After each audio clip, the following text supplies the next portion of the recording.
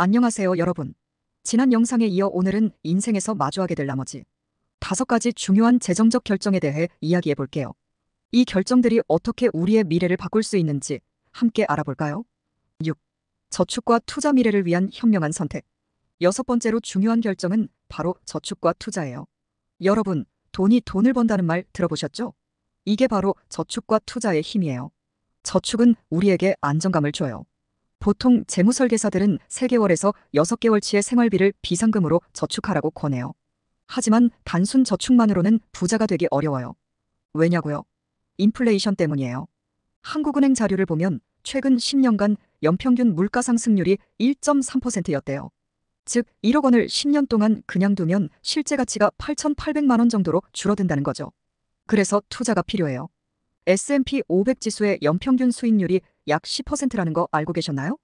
1926년부터 2021년까지의 평균이에요. 물론 변동성이 크지만 장기적으로 보면 인플레이션을 훨씬 뛰어넘는 수익을 낼 수 있어요. 투자 방법에는 여러 가지가 있어요.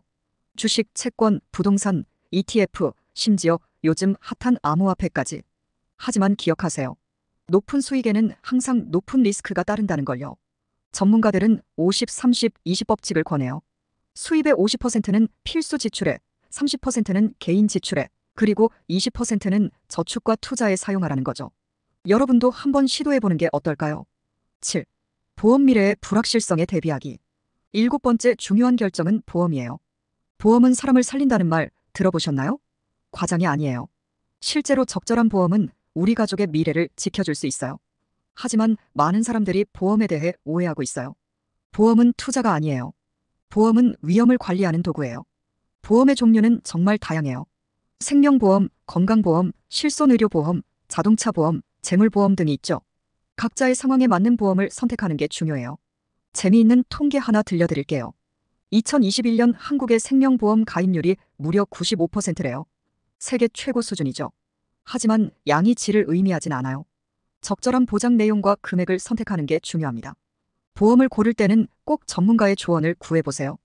그리고 정기적으로 보험 내용을 점검하고 필요에 따라 조정하는 것도 잊지 마세요. 8. 은퇴계획 황금빛 노후를 위해. 8번째로 중요한 결정은 은퇴계획이에요. 여러분, 몇 살까지 일하고 싶으세요? 은퇴 후에는 어떤 삶을 살고 싶으세요? 은퇴계획은 빠를수록 좋아요. 왜냐고요? 복리의 마법 때문이에요. 20대부터 매월 30만 원씩 투자하면 7%. 수익률 가정시 65세에 약 8억 원을 모을 수 있어요. 하지만 40대부터 시작하면 2억 원 정도밖에 안 돼요. 한국의 국민연금 소득 대체율이 30% 정도밖에 안 된다는 거 알고 계셨나요? 즉, 노후에 필요한 생활비의 70%는 스스로 준비해야 한다는 거예요. 은퇴 계획을 세울 때는 인플레이션도 고려해야 해요. 지금 월 300만 원으로 생활한다면 30년 후에는 600만 원 이상이 필요할 수 있어요.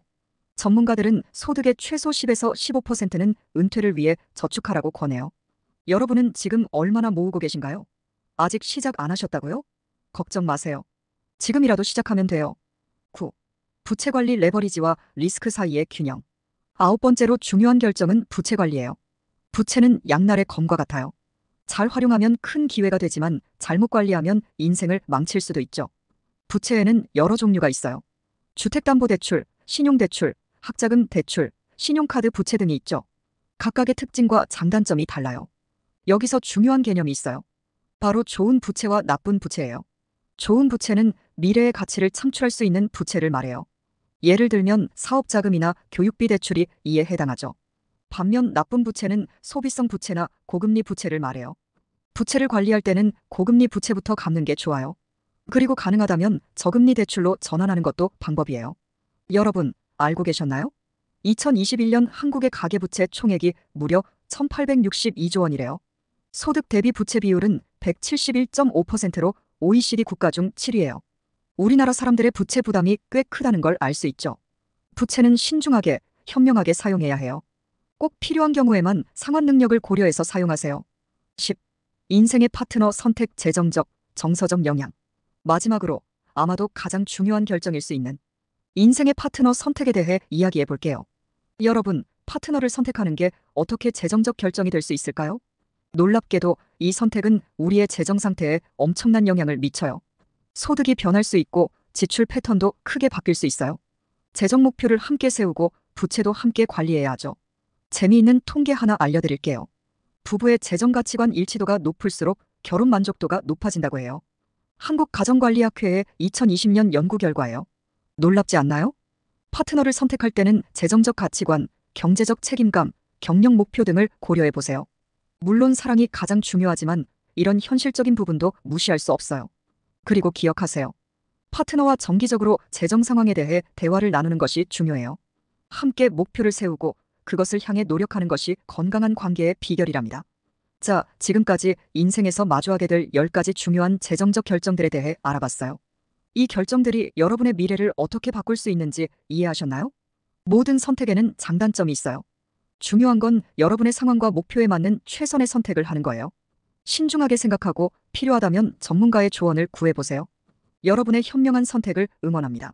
다음 영상에서 또 만나요. 안녕히 계세요.